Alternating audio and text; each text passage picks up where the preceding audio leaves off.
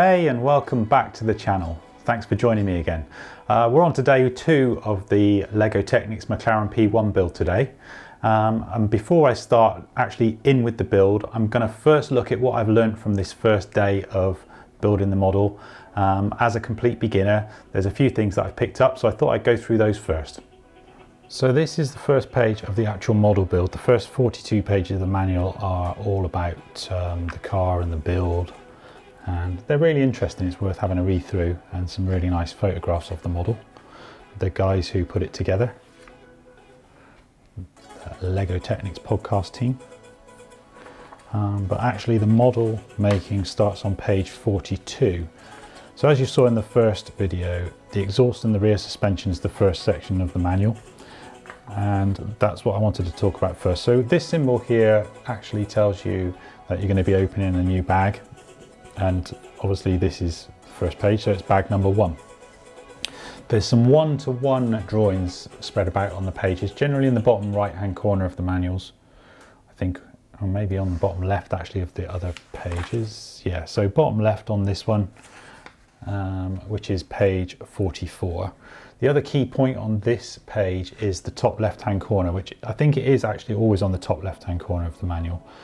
This tells you all the parts that you're going to need for the next page, or this page of the build. So this looks like the rear diff to me. You've got a one-to-one scale drawing down here of this shaft that you're going to need, and then all the gears and all the parts that you're going to need are up in this top left-hand corner. So it's worth going through those. That's what I found, worth going through those, pulling them to one side, and then you've got everything that you need ready for this page.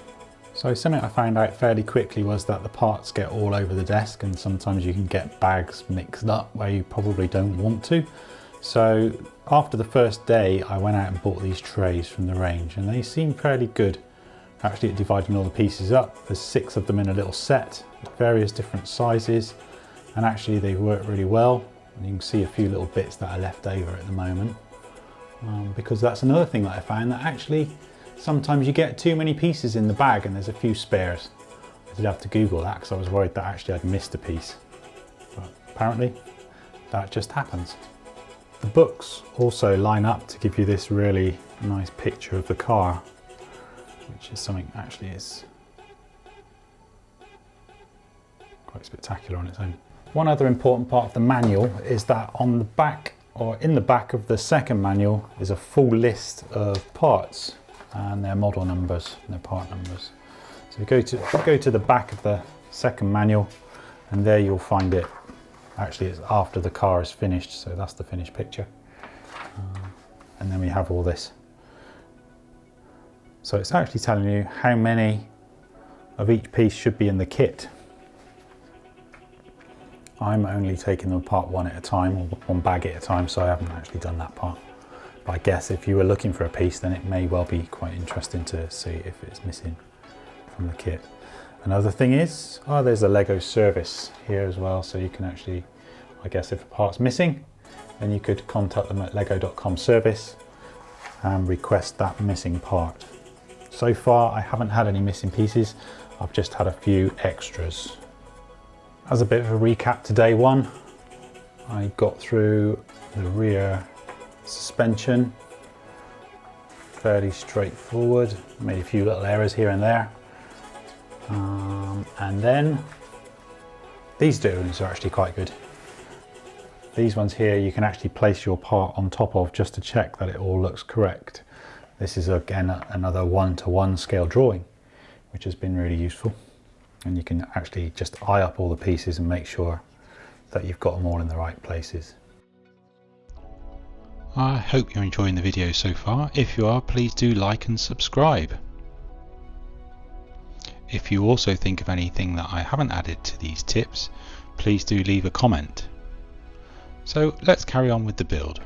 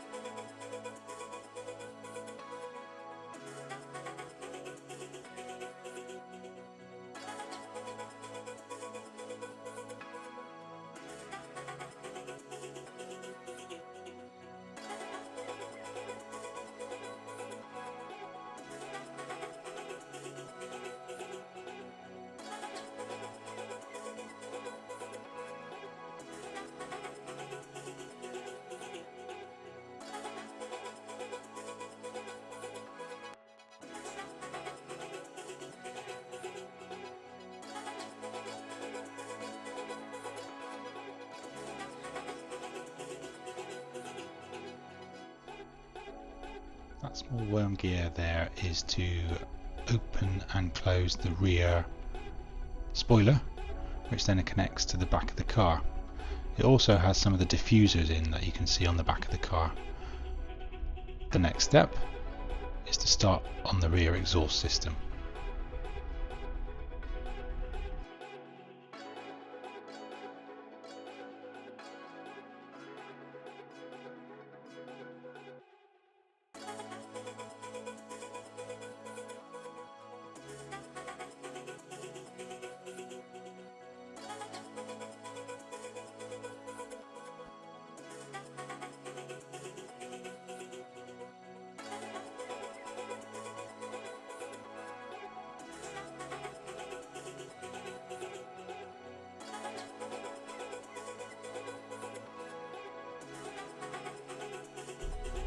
I believe these small parts are to look like a heat shield which sits on the top of the engine.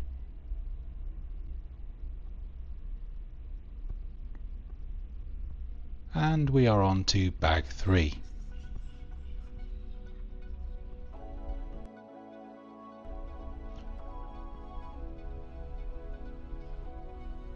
Bag 3 contains a number of parts for the rear spoiler and also for the rear diffusers, which finish off the back end of the car. This first stage is all about the rear spoiler risers.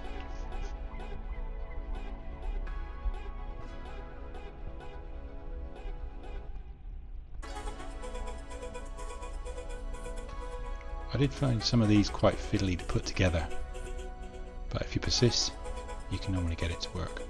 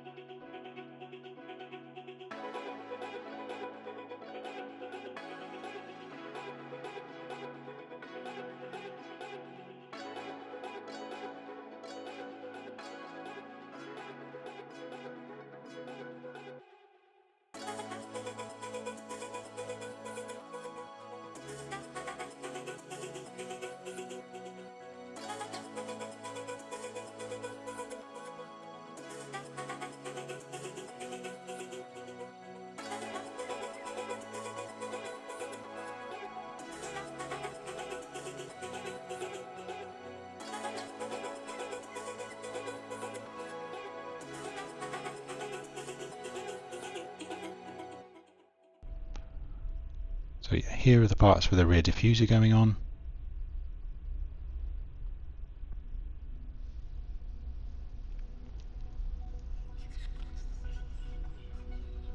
I hope you've enjoyed the video. Please watch out soon for day 3.